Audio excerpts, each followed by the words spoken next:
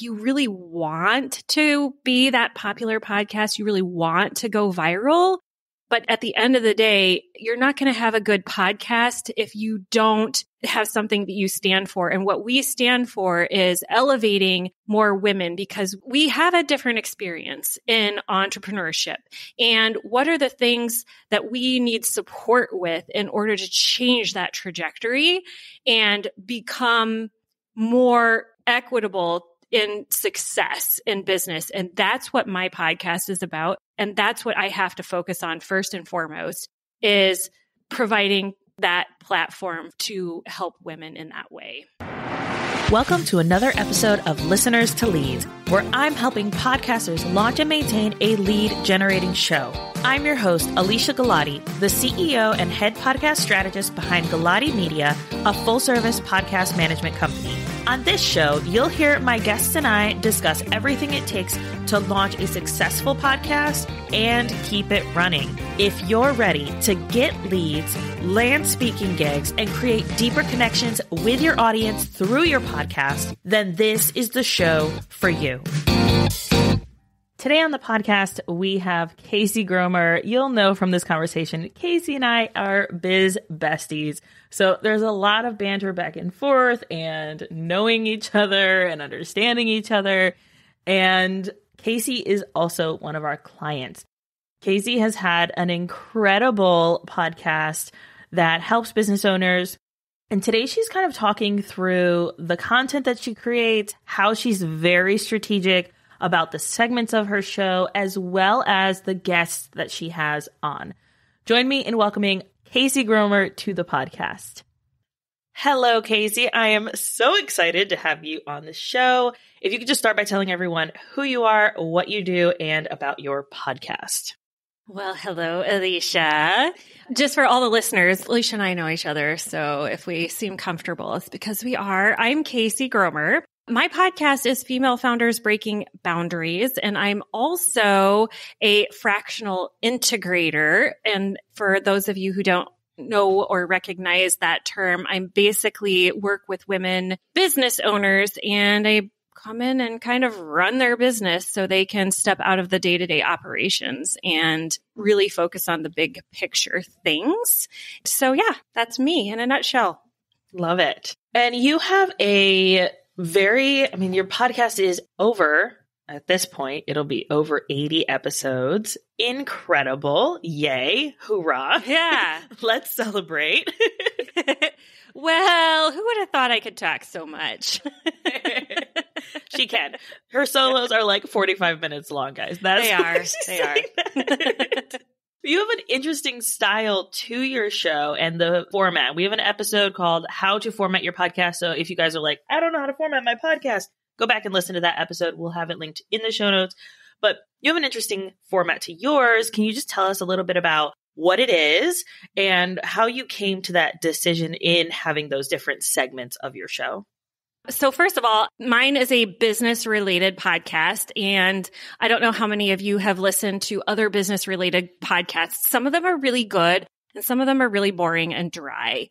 And I personally am someone that needs to be entertained in order to keep my attention. And so when I was thinking about what it is as a business owner that would be interesting to hear about or keep people's attention, and also my business is called C-Suite Boutique, and the website is c-suiteboutique.com. If you go out there, you will notice that the podcast vision and mission is very directly linked to my business vision and mission. So the format of my show is to start out by lifting up another woman in business, and we call that Woman in the Spotlight. And then we move into like a business related topic for the day for our listeners. And then I will wrap up with what I call what's on my mind outside of business.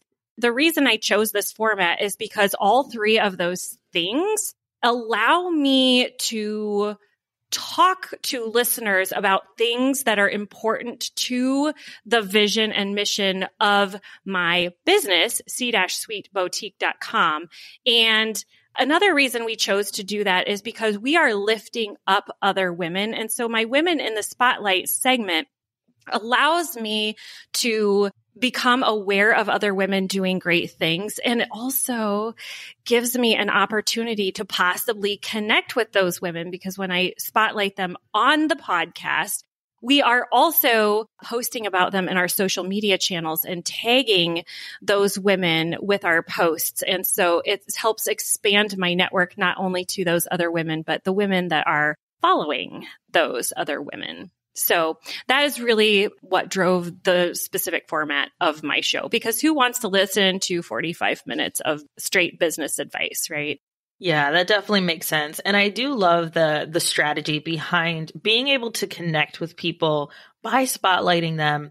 And it's such an organic and easy way to do it without sliding in someone's DMs and being like, hey, I like you, you're cool. Which is really creepy. Please don't do that. But if you spotlight them or mention them, tagging them on social media, letting them know that you are talking about them, that your community is talking about them. I mean, everybody wants to feel good, and that would make anyone feel good. So yeah, I love that strategy so much. You give so much information out in your content. How do you, over 80 episodes, how do you come up with your content in like planning it and deciding what it is that you're going to talk about? Well, the way we started out with our content is we have frameworks for the different ways that we work with clients. And so our content basically started out as walking people through those different frameworks. And the reason we're giving away all the content in the episode is because for two reasons. First, we want listeners to have the opportunity to do these things, implement these things on their own, because having more successful business owners is our mission. So if working with us isn't in the cards, here's how you do it on your own. And the second reason is because we wanted to give potential clients an opportunity to see how we work and how we would add value in their business. So that's how we started out. And then, as we started running out of components of the framework, some of the other ways that I come up with content are scenarios we come across with clients that we're working with. So issues or obstacles that they've experienced. We're like, oh, hey, we should talk about this. Or a lot of times I'm coming up with content from industry related obstacles. And so we're always staying abreast of what's happening out in the business world and the business industry and thinking of content. And to be 100% transparent, I have a brain that never shuts off. And so I'll be driving down the road and be like, I should talk about that on the podcast. And I just whip out my phone, not while I'm driving, of course, unless I'm using voice to text, but I'll just pull up my notes or wherever it is that I'm keeping ideas. And I have a laundry list of running ideas that I can just pop in whenever they come into my head. And as we're doing podcast episode planning, I can go through those and pick the ones that I think would be relevant and popular with our listeners at the time. Oh, so good. So pulling from different areas rather than just pulling from one. And like, you could have stopped after the framework and just had like a limited series or something like that. But you also are using your podcast to educate your audience, give them the information that they need. And so the framework is great, yes, but they're going to need more. They're going to need things that are beyond just that. Right. And it allows you to, we have an episode called Using Your Podcast Content as Supplemental Content in Your Business. So when you have someone who is a new client and say they're struggling with a particular part of the framework, or maybe they're doing a course version, maybe one day you decide to do a course version of the framework, then you can use these podcast episodes as supplemental information for them of, hey, here's the step-by-step. Here's how to kind of walk through it. And so I love that you have that kind of framework still built in there. Yeah. Oh, and actually, that's a good point. I mean, we actually do use the podcast that way. So I'm a service-based business. So when someone schedules a discovery call or a consultation with me before we've had a chance to meet, I actually have an automated sequence that goes out to them after they've scheduled the call. And I point them to a couple of different podcast episodes so that by the time they hop on the call, they already pretty much know a ton about me. So I don't have to waste my time on the call explaining all of those things when that information is already available. Yeah, I love that. Well, and another thing I forgot to mention is, so when we're done with the framework, another thing that we do sometimes too is go back through and take tiny little components of that framework and just expand on it. And so there's a ton more content right there, because every single episode we've recorded, we could probably turn into 4 more episodes. And so we're doing a lot of that right now as well. Yes. Love that so much. If you guys need help trying to this is what I call going deep instead of wider. We have an episode called Going Deep Instead of Wide with your podcast content. And that kind of helps walk you through, okay, I have this one episode where I talked about this, this, this, and this. How do I break that up into future episodes? So definitely go check that out if you're struggling with that aspect of it. Your ending segment, before we move on to the social side and you going viral, which is so cool on LinkedIn, your segment where you talk about what's on your mind outside of business. I love this because it allows your audience to connect with you on a deeper level than just, I talk about business and business. Is this working? No, it's not working. So giving yourself a personality behind the voice, I think is so important. And expressing, hey, I'm a person. These are things on my mind. Well, also those things that you talk about are not just random. They are very strategic with what is also going to be on the mind of your listeners.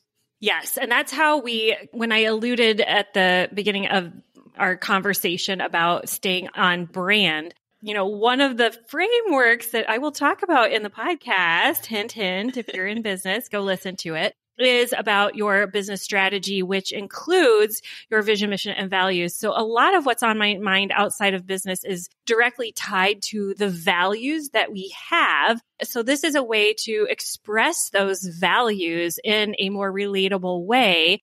And that way I know if somebody's listened to my podcast and we hop on the phone together, they're going to know what I value and what's important to me. And they're either going to be okay with that or they're going to mirror that. So I know that we're going to be compatible in that way. So if you are a service provider and you've ever ended up working with somebody who has different values than you, it can go downhill really fast. So also, let's be honest, it's a creative outlet. You know what I mean? It's like a chance for, I don't blog, right? I like to write, but it's so time consuming.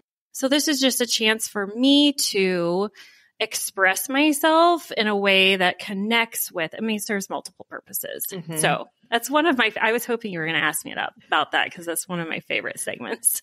I love it. And that content comes from stupid people doing stupid things. And that's so fun, right? Yes. Yeah. Before we press record, I call it your segment of this is what I hate right now. That's not what it's called, guys. No. But I think that also adds in like you were talking about, this is what I stand for, but it also creates almost like a polarization of, if this isn't something that you're into, then I'm not going to attract you. And that's great because I want to make sure that the people I am attracting are the right people for me.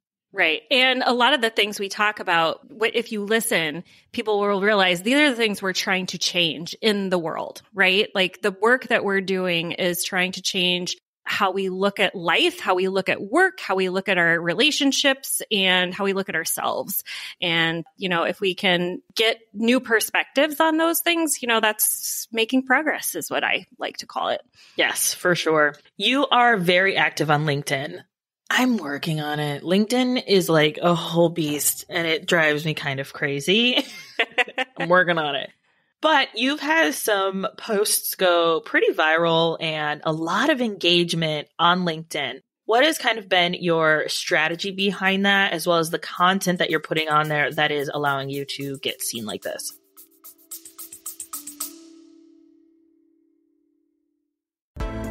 You put your heart and your soul into your show. And I want to help you reach all of those potential listeners out there. That's why I'm excited to announce my upcoming podcast marketing workshop. It's about giving you practical tools to grow your audience. You'll learn the secrets to getting your podcast discovered, attracting your dream listeners, and boosting those download numbers. This workshop will be hosted live with a replay available on April 30th. You can sign up by going to galatimedia.com/workshop. Let's grow our podcasts together.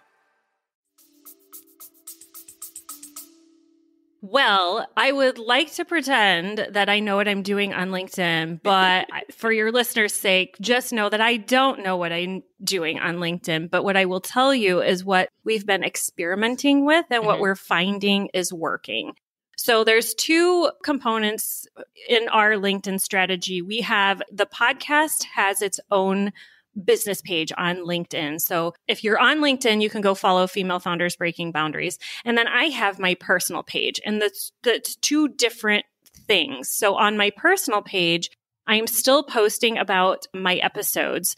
And when I'm posting about my episodes, I'm posting as me. And I'm a firm believer, if you're going to be on social media, it's a waste of money to outsource your personal social media posting because people see right through that. They want to have a conversation with you, the real you. They want to connect with you. And so I always post as myself from my personal account. So I'll post about episodes. Sometimes it creates conversations with people, and all the times it allows people to see what I'm talking about so they kind of get a sense of where my area of expertise is.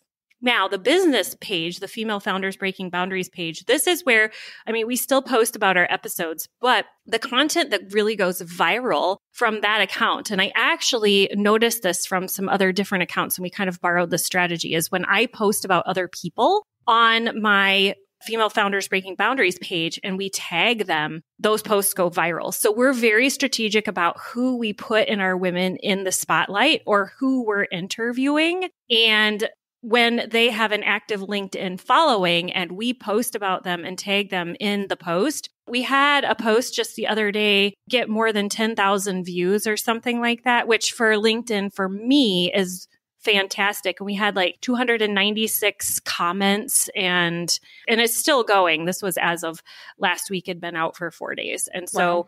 Yeah, so that's one of the ways, it's not the only way, but we really take that into consideration when we think about what content we're putting out, because two purposes. Not only does it get us exposure, right? But that tells you that is important to people and they want to see more of that. So yeah.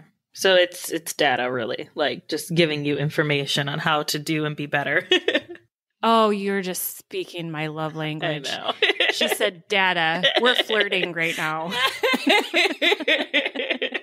You also have guests on your show. So when we were talking about your format of your show, we were talking specifically about the solo episodes, but you also have guests on, and those don't have that specific format. And you're very strategic, like you said, about the guests that you have on your show. Where are you finding these guests and deciding on what you're going to talk about? What does that kind of look like for you? So I'll be honest, the majority of my guests, I seek out. So I have accepted pitches from other people very, very minimally.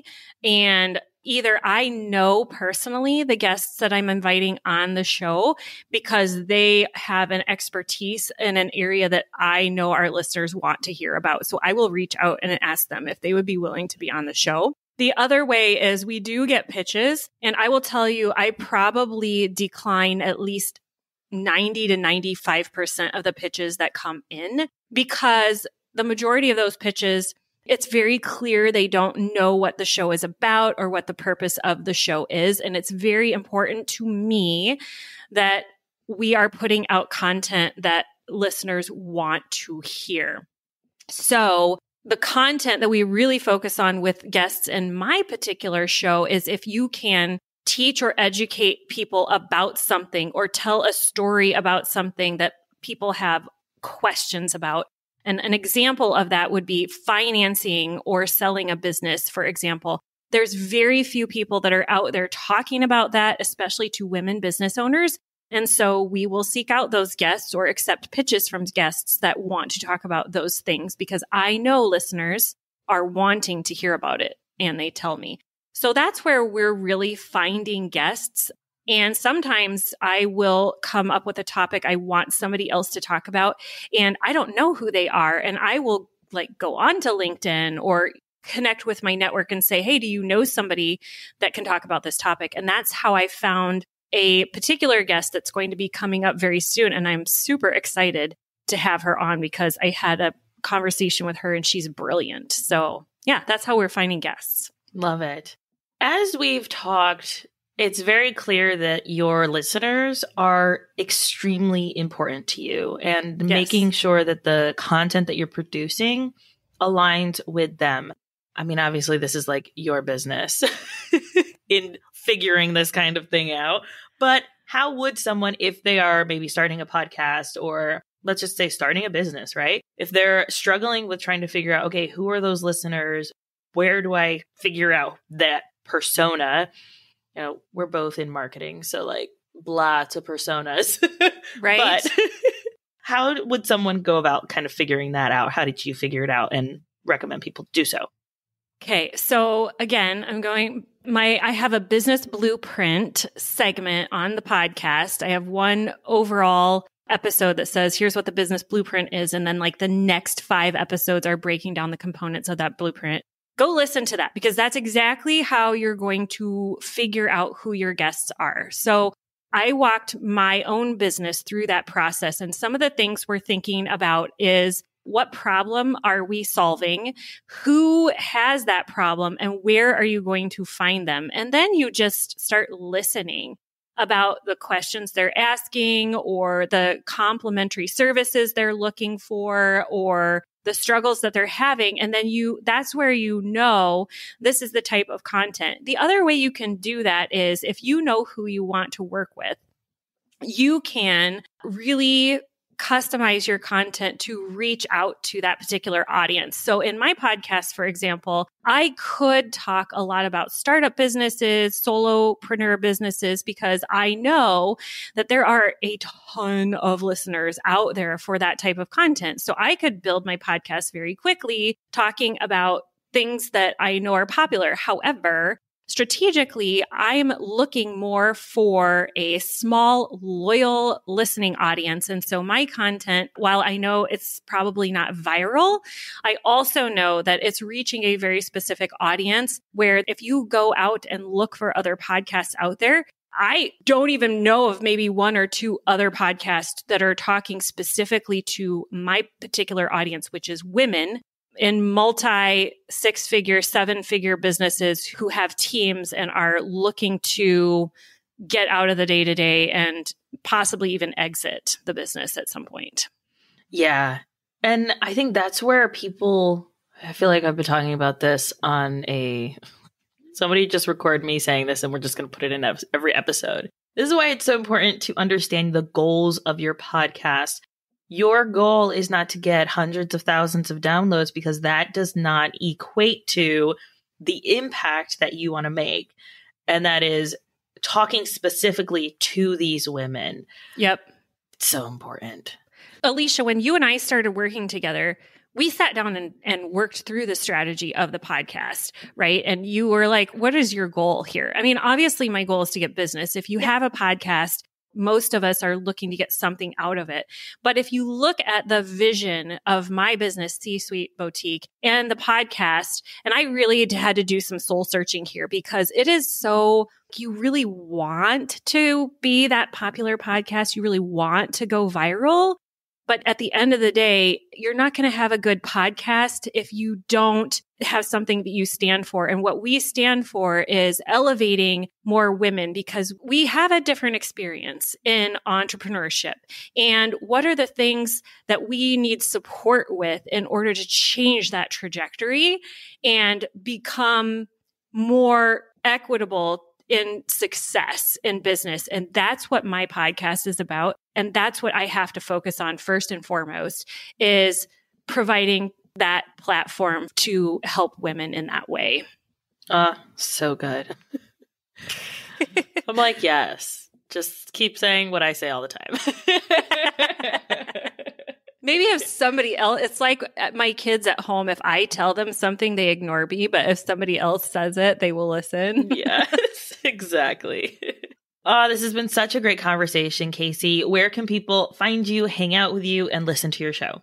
Obviously, I'm on LinkedIn, so you can go to LinkedIn and follow the Female Founders Breaking Boundaries page. Just search Casey Gromer in LinkedIn and connect with me. And social media is one of the things that I am kind of like ranting about on the podcast a lot. And I mean, I'm on Instagram on a personal level. I'm on Facebook on a personal level. I don't do anything out there on a business level because my people aren't there. Mm-hmm. So find me on LinkedIn and visit the webpage, c-suiteboutique.com, and listen to the podcast, obviously. Duh. Perfect. And we will make sure that we have links for all of that in the show notes. So if anyone is looking to connect with you, they can definitely look there for those if they're driving or need reminders on where those are. Casey, this has been so good. Thank you so much for being on. Well, thank you for inviting me. And as always, it's super awesome to talk to you.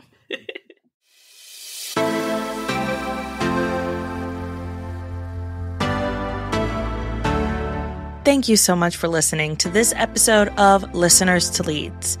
If you found something in this episode valuable, I would really appreciate it if you shared it with a friend who you know would also get value from it. Want to send me a message? My favorite place to hang out is Instagram. You can find me at alicia.galati. Let me know what your favorite takeaway was from the episode. And don't forget, turning those listeners into leads is actually easy.